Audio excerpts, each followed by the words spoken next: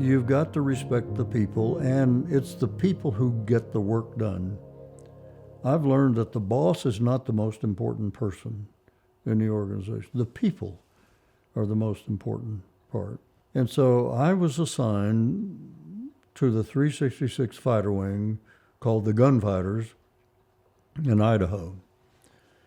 And I was told it was the worst wing in the Air Force. But I thought the worst thing I can do is gather the people together and say, listen up, here's what's wrong and here's what we're going to do. And so I got them in groups and I said, what are we doing wrong? What do we need to do better? And they would tell me. And when they said something that I had observed, I said, I think you're right. What should we do about it? And they would tell me, and I said, okay, let's do it. So you see, instead of it being my idea, it was their idea. And everything we did, I talked to them and I got them to come forward with their ideas. And I said, that's a great idea, let's do it. So through that, over a few months period, we established a vision, the way ahead for this fighter wing to become better. You know, the people working on those airplanes, they worked in the worst conditions.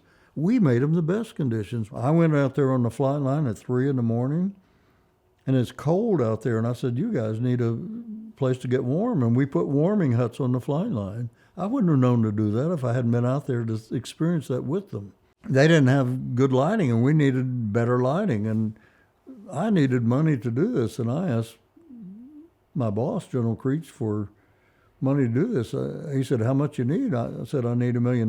He said, I don't have $1 million. I said, I'll bet you do. I bet you're spending it to some place that doesn't need it as much as the mission here.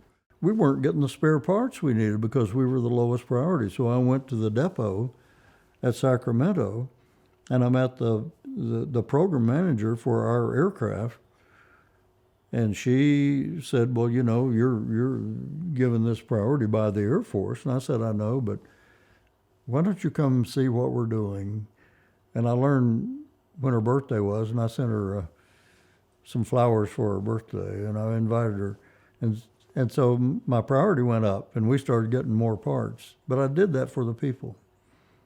We also had these parts that were in something called a war readiness spares kit, and we couldn't touch that. We're supposed to save it for going to war. Well, I didn't have enough parts to fly the missions to train my pilots. So I said, what good is it doing to save those parts for war if I don't have them to fly the missions? So I want to use those parts. And everybody said, no, you can't do it because the Air Force regulation says you can't. And I said, well, change the regulation. And so soon after that, I learned that I had become their servant, because now I had to provide them the resources they needed, the tools, the warming huts, the lighting. And I said, you know, really, I'm their servant. I am serving them. I'm providing them the tools to do their job. Well, we did this for the first year, and we went from, I like to say, we went from worst to first. You know, they became the best because they always had that potential to do that. They just needed someone to support them, to provide them, and to remove the obstacles so they could do their job. And that's what I see as a role of a leader. And you're helping define the future with the people who have to make it happen. You don't do it by yourself. You don't do it in isolation. You do everything with the people who make it happen, because they're the most important.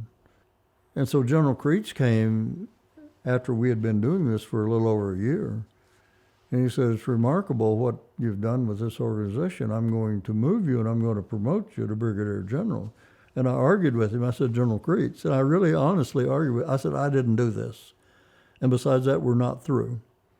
We've got more work to do, and I don't want to leave. I want to stay here. We got to do it. And when I told him that I didn't do it, they did it, he said, I know that. But you inspired them to do it, and I need you to go do that somewhere else.